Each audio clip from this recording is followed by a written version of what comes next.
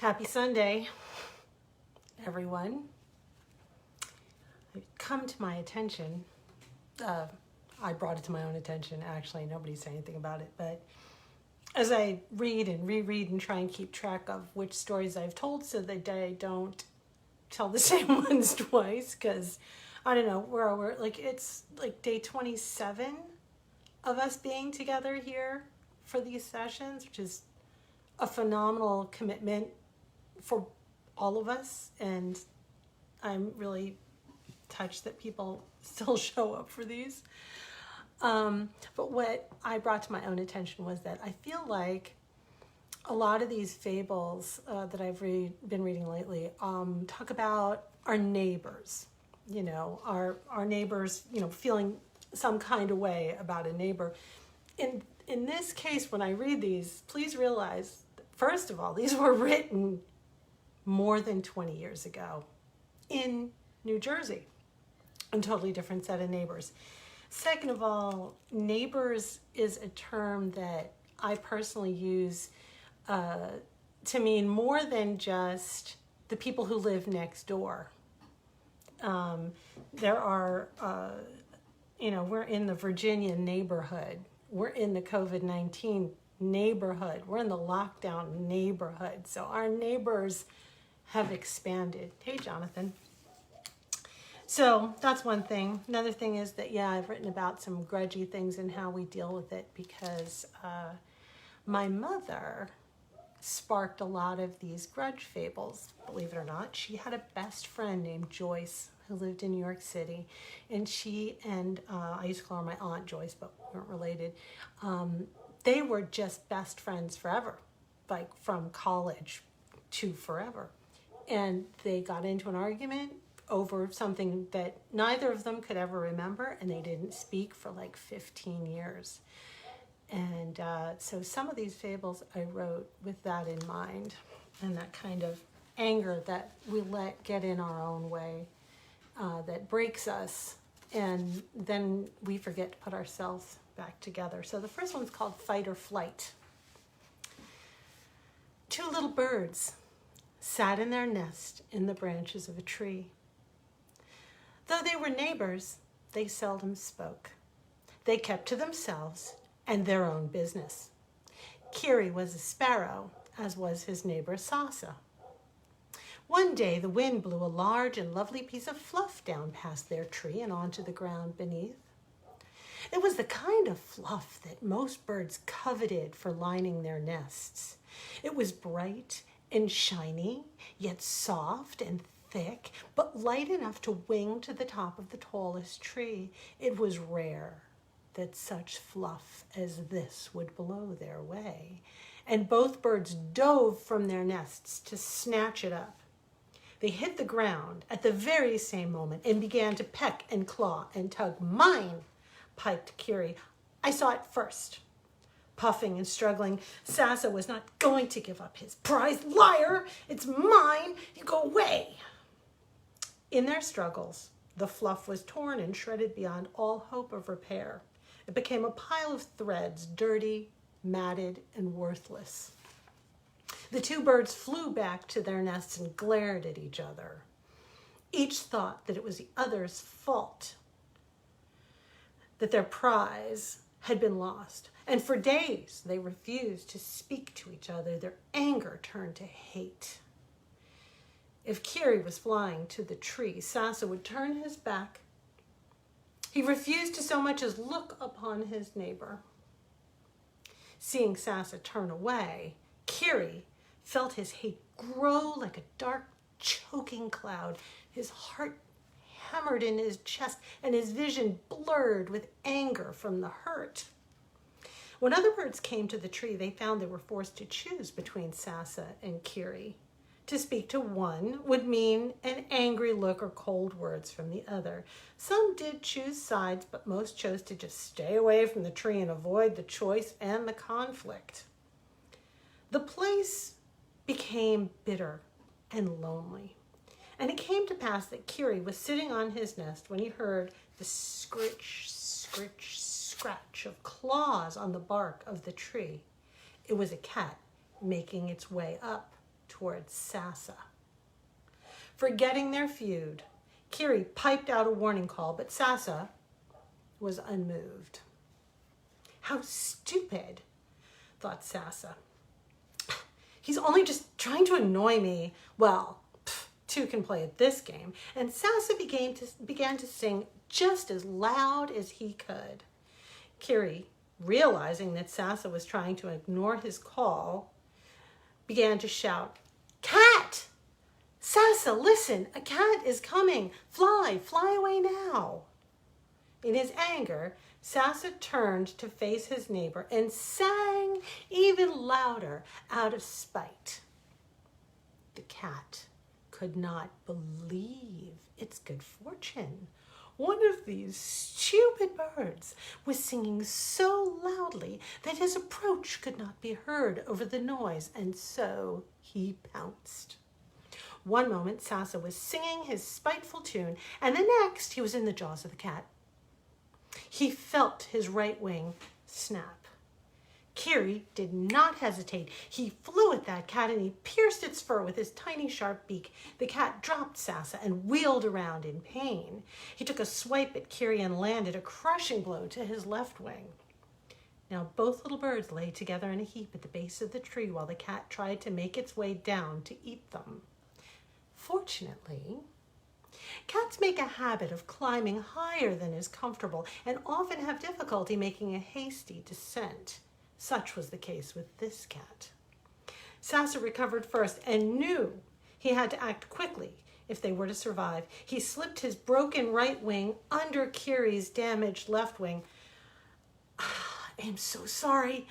I turned away and I didn't hear your warning," Sasa said. "Hold on to me. Flap with your good wing, and if we're to live, we're going to have to work together as one." Kiri was dazed and in great pain, but he saw the truth in Sasa's plan. The cat had found its courage again and was fast making its way down towards them. He gripped Sasa with his hurt wing and the two stood as one. "Can you forgive me?" Kiri said. "If you can forgive me," said Sasa. The two nodded, and just as the cat landed, they flapped their wings and took to the sky. Their tree got smaller and smaller the higher they rose, but their pain became nearly unbearable. Exhaustion began to wear them down. They did not know where they were going, only that they wished to make a fresh start. As they flew, a beautiful white crane glided up from beneath them, and in a blink they found themselves sitting on the giant bird's back. Instantly their pain vanished, and they sank into the warmth of the bird's feathers. "You've done well," came the melodic voice of the crane. "Kiri, you knew that your anger was not worth Sasa's life, and Sasa, you took longer to learn, but in the end, it was you who realized that we must trust and share our strength and our love to survive. I am proud. I will heal and teach you both, and then I will send you back to the world so that you can teach others." And so it was that two little birds found their way in the world. They would teach others not to let their angers fly at their neighbors, but to let it pass so that all could soar in spirit.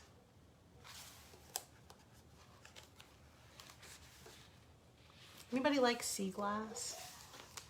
As a kid, I collected a lot of sea glass. I was a New York City kid, and I used to get to go to the Jersey Shore in the summertime with my parents and go visit my grandmother, and I loved sea glass. I just had a fixation on this stuff. Every color, every shape, every size.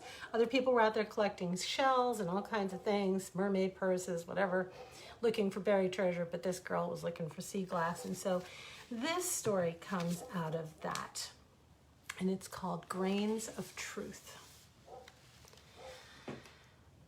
Stretched out across the beach, with the sun sparkling on the water like opalescent sequins, the sand felt good to be alive. The salt in the air settled down on the sand like a blanket, and the grains glittered to match the water.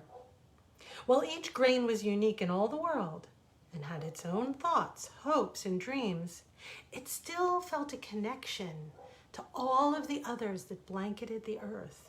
They shared joy, sorrow, fear, and love. On that bright morning, a rumbling could be felt that rippled through the beach and shook the sand with fear. Some were crushed by the giant black tracks that crossed the beach, while others were suddenly scooped up in a giant bucket and dumped into a large truck. One grain awoke and called to the others, "What's happening? Where are we being taken? What happened to the sun? Where's the water?" All the grain heard was a cacophony of sound, voices and rumblings of which it could make absolutely no sense. And the next thing grain knew, it was being poured into a massive pot and heated until it felt itself change. Suddenly, it was flowing out and in and out of other grains, and the jumble of voices became muted and thick. Grain had vague images fleeting around it that swirled and bubbled, and then it was poured out with the others that it had joined into a cold, hard, curved surface. The sky went dark and something squeezed it thin. Then all was dark and quiet. The sunlight felt warm and strange when Lens woke within the framework of the magnifier. It could hear seabirds cry. It could feel tiny particles of salt stuck to its surface. As it winked into consciousness, Lens saw creatures scurrying beneath its surface. It swooped closer to inspect them, and suddenly they became giants at work. "Hey, look, Jonas!" boomed a voice. "I found some bugs over here on the rocks. Let's burn them." Lens felt itself grow warm as the sunlight passed through its body, and it watched in horror and shame as the creatures beneath it perished in a harsh light it had created. "No!" It tried to protest, but laughter boomed from above. Lens tried with all its might to free itself, but it couldn't move from the framework that held it prisoner. And then another voice shouted from above, "Cal, what are you doing? Please stop hurting those poor creatures. Give me that." The voice that must be Jonas cried out.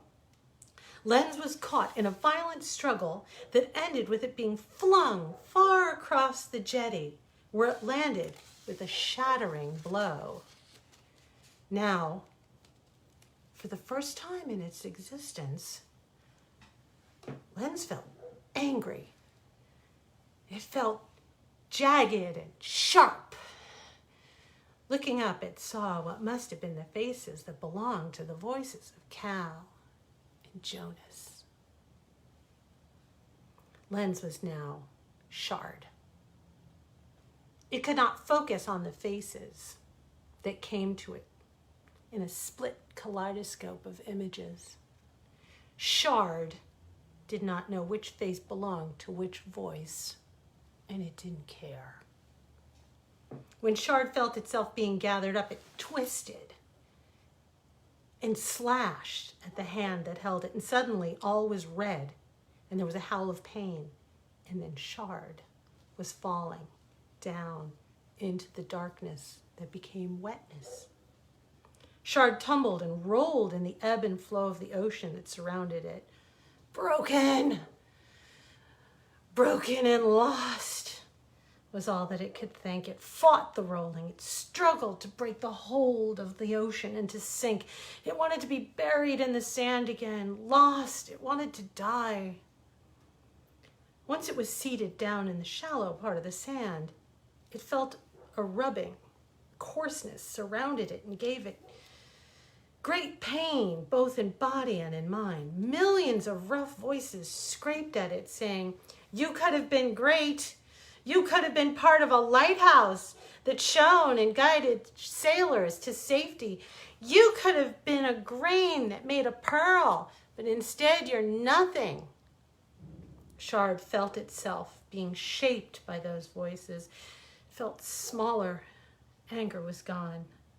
It had become a teardrop. Then there were other voices that filed along its surface. Those voices said, "You are no longer lens. You are no longer shard. Let us roll you a new roll." The new voices began to glide over it, saying, "You can become something very special. But you must rise back into the flow of life. See past as a gift and not a burden." The voices sounded so sweet. They reminded it of being one with the beach. Slowly, slowly, it rose back into the water and allowed itself to be carried into the churning of the surf, in and out. Day after day, it flowed from the depths to the shallows, to the depths again. It cataloged every experience, the laughter of the children who played in the water. The passage of time became a part of it, and it was wrapped in memory. The sun shone on it, and the foam washed it. Gulls wheeled above it, and it could catch glimpses of them sailing past. One day it heard voices that sounded familiar. It was gently lifted from the sand and cleansed in a rush of water and held up to the light that passed through it and made it shine. "Hey, Jonas, did you find something?" cried the voice of Cal. "What is it?" All went dark, save for 4 slits of the fingers that let the light between them as the boy held it to keep his prize in safety. Could just make out Jonas's words. "It's a treasure," said Jonas. "Talisman of the sea. I'm going to keep it for luck." And so he did. Jonas took the talisman that he named Tear of the Sea, and he bound it in silver thread, and he wore it for luck and hope, which he had for all the rest of his days on land and on sea. For whenever he held this talisman, all the wonders of the sand, the sea, the sun, and the wind came rushing into his mind, gifting him with their love for all time. Before I lived on a sailboat with my former husband and our children. I came from New York City, and I came from a very rough childhood with a father who was a very violent alcoholic person. And I was broken. I was like a piece of glass, a very sharp-edged piece of glass. And then we moved on to that sailboat. We spent 6 years there in abject poverty. I had 2 children. We went through hurricanes and tornadoes and waterspouts and starvation and learning how to fish and learning how to share and learning how to accept help, learning how to fail, and learning to be okay with things that we couldn't control. And by the time we came back to land 6 years later, I always felt like all that sea glass I had collected as a child was sort of foreshadowing for the person that I would become. Sort of misshapen, unusual, still retaining some colorful aspects, still kind of shiny, sharp on the inside, but not on the outside. So that's what I see when I see a piece of sea glass. And I hope that now you'll see it too. I'll see you again tomorrow night. Thanks for coming.